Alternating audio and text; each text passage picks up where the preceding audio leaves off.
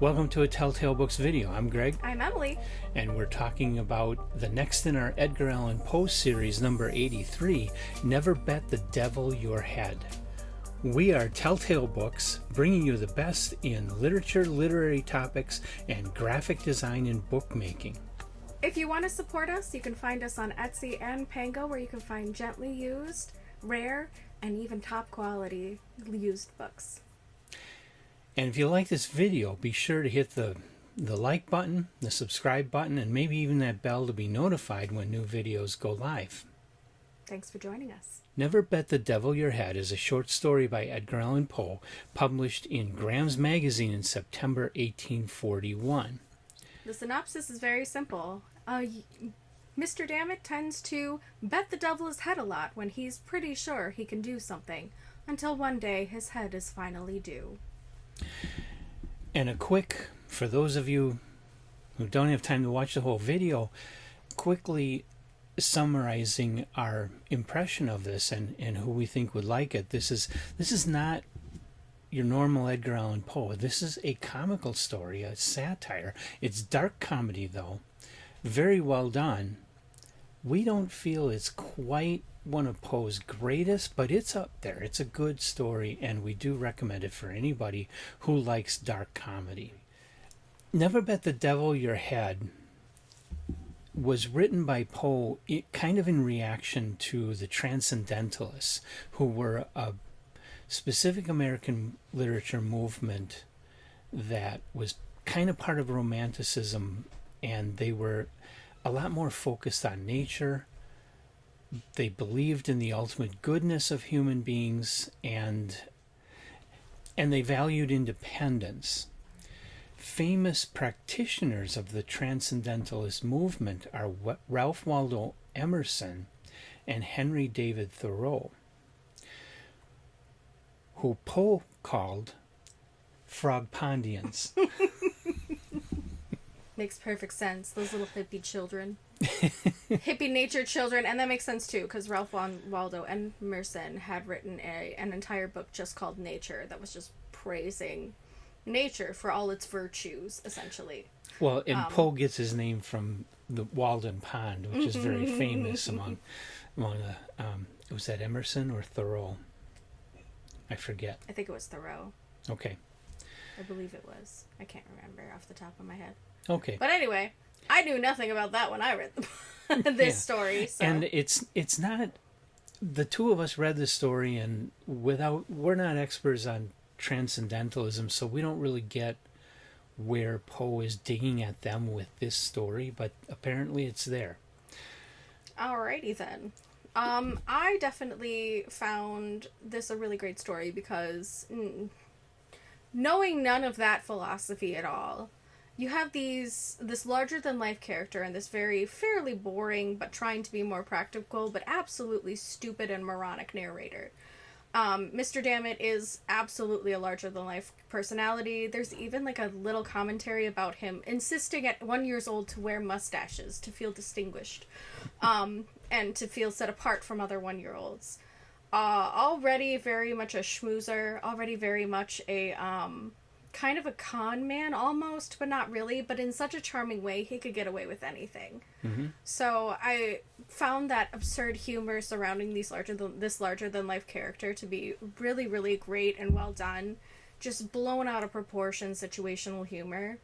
And throwing that supernatural element into it is also very, very nicely done, especially when you're dealing with such a character who's full of absurdities and just absolutely in contradiction of himself, even in a lot of ways. It's just really, really well done. Yeah. And obviously you can figure out from the title and from the fact that this is dark comedy. Yeah, here's where some spoilers come in, but you can probably deduce this without even reading the story. You know where the story is going the moment you read it. Toby Dammit's favorite phrase is, "I'll bet the devil my head that you know," and then go off on something. And he's always saying this, and so one day this old guy shows up after he says it. Yeah, And he's the devil. And he's just a nondescript guy. Because usually you think of the devil as like little red guy with horns and a pitchfork. Or, you know, devil went down to Georgia and had a gold fiddle. No, this guy's... Or like devil's ridiculously handsome.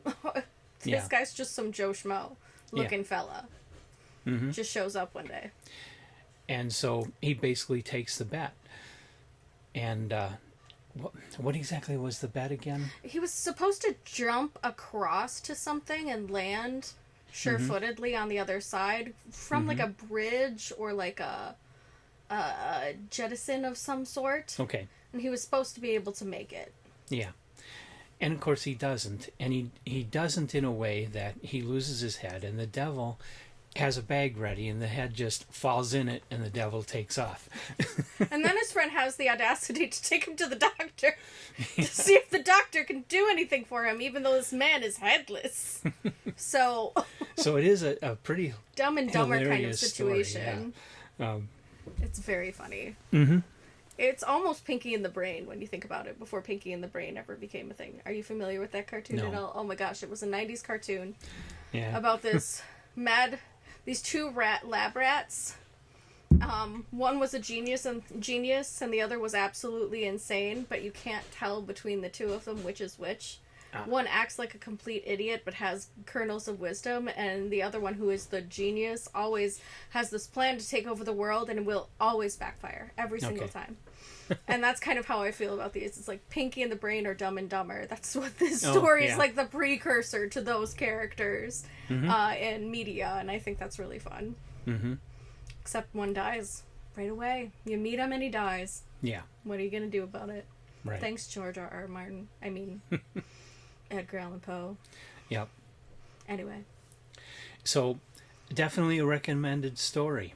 Not necessarily a top tale, though. No, I don't think it's great. No, but not great. It's but up pretty there. Funny. It's up there. And I have to say, of his comedies, this is, pretty on par with what we've read. A lot less racism. I have a quote I came across from a critic.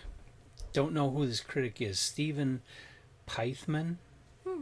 Never heard of him before, but he stated, "Fun is apparently not a word most people associate with Poe.